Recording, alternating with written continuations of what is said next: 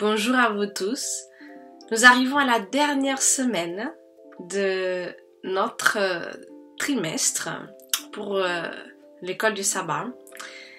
Et le thème de cette semaine est des cœurs ramenés dans le temps de la fin. Nous avons 3 textes bibliques qui nous sont proposés.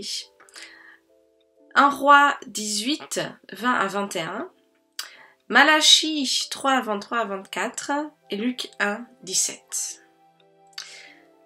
Dans ce premier texte du livre des rois, nous voyons et nous connaissons l'histoire, nous avons Élie qui essaye de convaincre le peuple de revenir vers Dieu.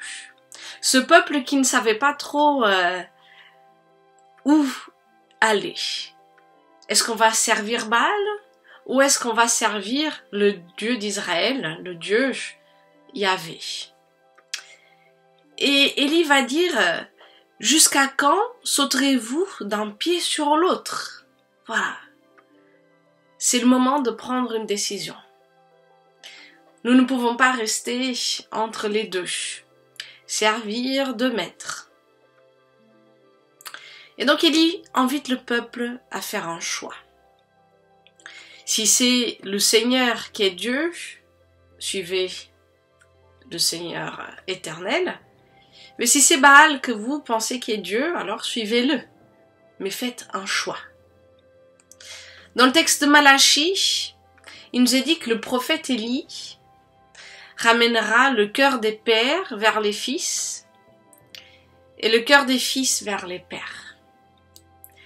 Et donc il y aura une union, un rétablissement des relations.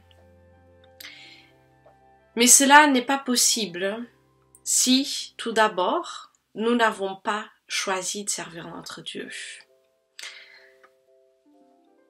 C'est vrai que ce mot « ramener », des cœurs ramenés, ce mot « ramener » signifie retourner, mais dans le sens d'être bouleversé, de se laisser bouleverser par Dieu, et donc on revient vers lui. Nous entamons une relation avec lui. Et cette relation que nous avons avec notre Dieu va déborder dans les relations humaines que nous allons avoir avec les autres. Et c'est de quoi il s'agit dans ce texte, dans ces 3 textes. C'est de se dire tout d'abord, nous avons besoin d'avoir une relation personnelle avec Dieu. Et pas juste une relation intellectuelle, mais une relation qui nous transforme depuis l'intérieur. Et là, les relations familiales, tout le reste changera. Parce que Dieu transforme notre cœur.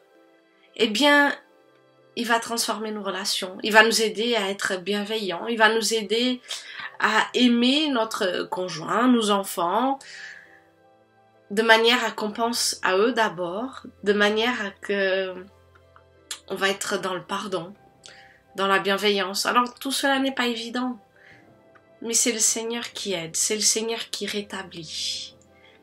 Et nous avons besoin de venir à lui et de lui demander de l'aide dans tout ce parcours. Alors le premier pas, c'est déjà de demander au Seigneur de nous aider personnellement dans notre relation avec lui et dans notre relation avec les autres, qui nous aide déjà, nous, à avoir un regard bienveillant sur ceux qui nous entourent et à les aimer avec l'amour de Dieu.